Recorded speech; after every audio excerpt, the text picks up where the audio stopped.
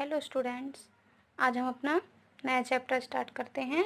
Okay, आपकी गुलमोहर book का part 7 महाकवि Kalidas. Okay, great poet Kalidas. Kalidas जो थे एक महान कवि थे। वे बहुत ही बुद्धिमान और उनका जन्म पहली से लेकर 30वीं शताब्दी के बीच में हुआ था।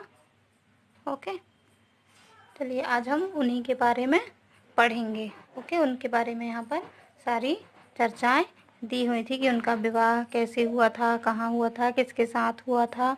ओके, जब हम पाठ पढ़ेंगे तो इसके बारे में हमें पता चलेगा। ओके, सो हम सुनाओ, लेट्स स्टार्ट। ओके, एक छोटे से राज्य के राजा सरदानंद की पुत्री विद्योत्तमा की सुंदरता और बुद्धि की चर्चा चारों ओर हो रही थी। राजकुमारी से विवाह करने के लिए कई राजकुमारों ने प्रस्ताव भेजे, परंतु विद्योत्तमा ने सबको यह कहकर निराश कर दिया कि मैं केवल उस व्यक्ति से विवाह करूंगी जो मुझे शास्त्रार्थ में हरा देगा। कि शास्त्रार्थ मतलब शास्त्र की बातों में, शास्त्र के बारे में जो जानता हो, शास्त्र के कथन में, वाद विवाद में उसे हरा दे।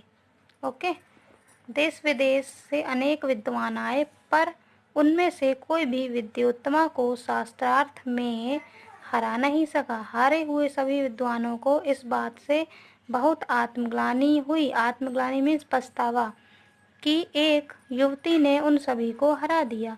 वे सभी इस अपमान का बदला लेना चाहते थे। एक दिन सभी विद्वान उपवन में इसी विषय पर चर्चा कर रहे थे कि कुछ ही दूरी पर उन्हें एक युवक पेड़ की डाल पर बैठा दिखाई दिया। थोड़ी देर बाद वह जिस डाल पर बैठा था उसे ही कुल्हाड़ी से काटने लगा। उसे देखकर वे आपस में बातें करने लगे, क्यों ना विद्योत्तमा का विवाह इस महामूर्ख से करवा दिया जाए। उसका घमंड ऐसे ही चूर चूर किया जा सकता है। विद्वानों ने उस युवक को पेड़ से नीचे बुलाया और उससे कहा, अगर तुम मौन बने रहो तो हम तुम्हारा विवाह एक बहुत सुंदर राजकुमारी से करवा सकते हैं। ओके, ये देखिए पिक्चर। ये सभी वो विद्वान हैं जो विद्योत्तमा से शास्त्रार्थ में हार चुके थे, इसलिए उन्होंने उससे बदला लेना चाहा। ये देखिए, ये एक लकड़ी काटने वाला एक युवक पेड़ पर चढ़ा है। ओके,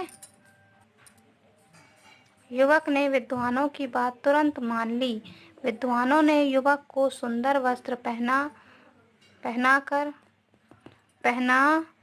पहनने को दिए। फिर उसको विद्योत्तमा के पास ले गए और बोले, ये हम सबके गुरु हैं। ये भी अपने आप से शास्त्रार्थ करने आए हैं, किंतु ये बोल या सुन नहीं सकते, इसलिए कृपया आप इनसे संकेतों में ही प्रश्न करें। विद्योत्तमा ने बात मान ली। शास्त्रार्थ आरंभ हुआ। विद्योत्तमा ने अपनी एक उंगली उठाई और संकेत किया, ईश्वर एक है। युवक ने सोचा कि राजकुमारी मेरी एक आंख फोड़ना चाहती है, अतः उत्तर में उसने अपनी 2 उंगलियां उठा दी। विद्वानों ने युवक के इस संकेत की व्याख्या करते हुए कहा, आत्मा और परमात्मा अलग अलग हैं। ओके स्टूडेंट, चलिए इसके आगे का हम पाठ अपने नेक्स्ट वीडियो में पढ़ते हैं। जब तक के लिए आप इतना ही एक बार फिर से रिवाइज कीजिएगा। Okay students, okay, bye bye.